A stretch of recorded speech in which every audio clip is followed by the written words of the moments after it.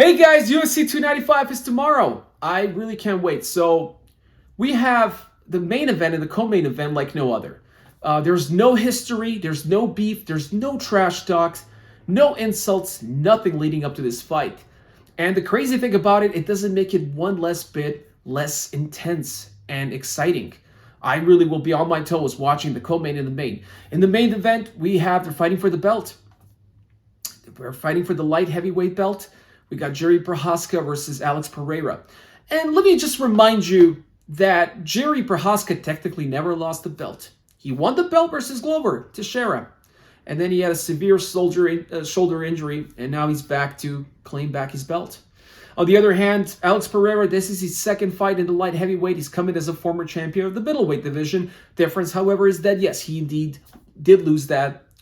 Adesanya got his belt back against him.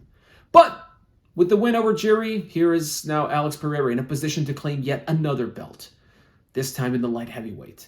I mean, this is as respectful as it gets, but so intense. I watched the press conference, I watched the two stare downs, and it's just really, really exciting. The silence and everything surrounding this match is incredible, really. Now, as far as prediction-wise, they were both the same size, more or less, same reach, same height.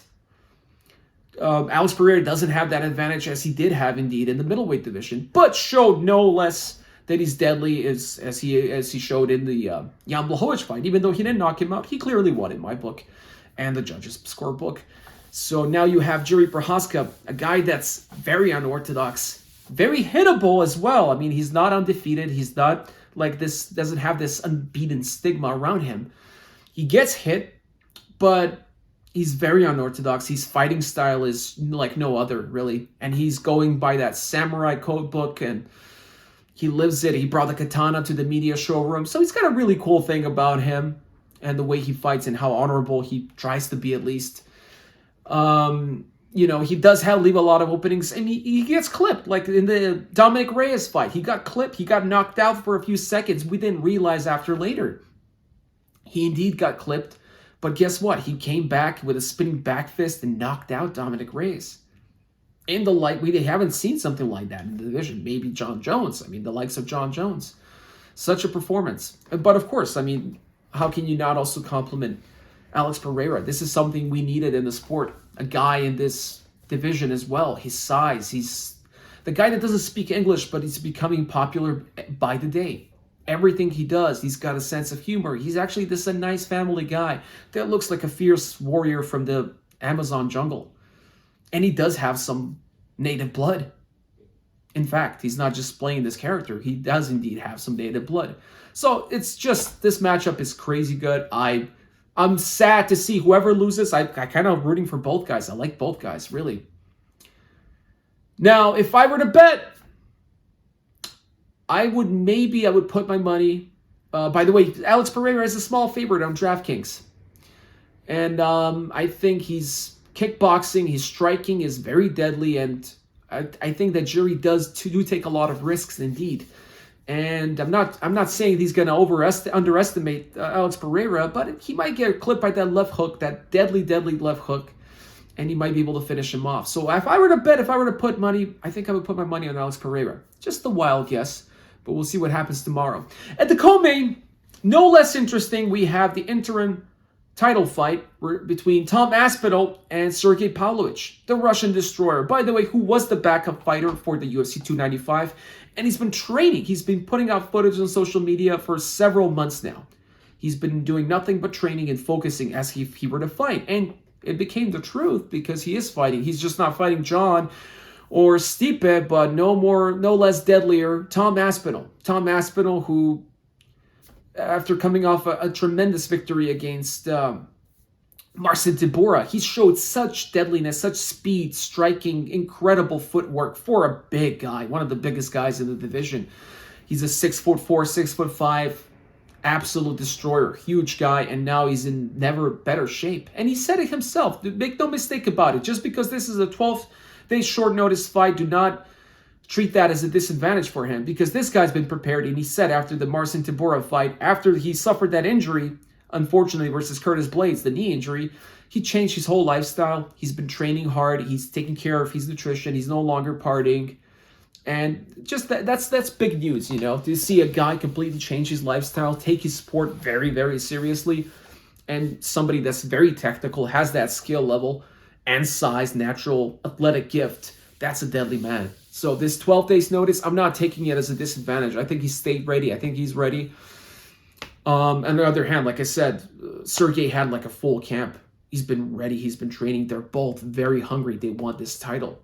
And they won ultimately down the line. They might even become the undisputed even without a fight. But I think they're very hungry. They're very ready. Both deadly. Now, there is one thing here. Even though Tom Aspinall is like 2 inches higher, you couldn't really tell, honestly, when they were doing the face-off. But the reach advantage is huge. Believe it or not, Sergei has the big reach advantage. It's 84 inches compared to 78 inches of Tom Aspinall. That's a 6 reach inch advantage. That's really big. That's really huge. And if I were to bet, I would put my money on Sergei. I think he will use that reach and he might clip him sooner than what Tom would do to him. Because yes, Tom is the faster guy. I think he is a little faster. He can overwhelm him. There is definitely a chance that can happen, but with that reach advantage, I think Sergei clips him. And Sergei is also known to start really strong. So, I mean, I said this about the last heavyweight fight between Lewis and Almeida, that it won't go the distance, but it did go the distance. So you can't really predict all of those things. But I would say in the first, second round, we will get an answer. And I believe it's going to be a tremendous fight either way. So, as far as the rest of the fights, I mean, the whole card is great. Another notable fight in the 155 division, lightweight, is Matt Frivola versus Benoit Saint-Denis. I think that guy I predicted that he's the future of the lightweight division. He's 27 years of age, showed just incredible performances, one after another.